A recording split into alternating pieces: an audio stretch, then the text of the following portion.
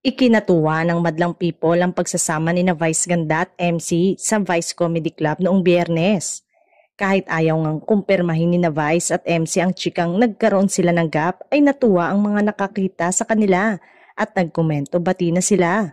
Si Marquez naman nagpost sa kanyang Facebook account noong Sabado ng yehey with 3 red heart emoji. Kaya naman may nag-message umano kaagad kay Lassie sa Messenger at tinanong kung ang latest post niya ay dahil nagkabati na sina Vice at MC at kung kasama rin ba siya noong Friday night sa Vice Comedy Club. Hi Kuya Jun, sorry kung hindi ako nakaka-reply. Yes po, bati na sila. Wala ako doon pero alam ko bati na sila, reply ni Lassie. At least si Lassie na mismo ang nagsabing bati na sina Vice at MC kaya nakaka-feel good talaga. Mukhang wala namang naging tampo si Lassie kay Vice at dinamayan lang niya si MC nang magdesisyon ito na mag-live muna sa It's Showtime. Ang tanong ngayon ay kung kailan babalik sa Kapamilya Noontime Show sina MC at Lassie at doon naman sila mag-reunite sa kanilang Vice Ganda.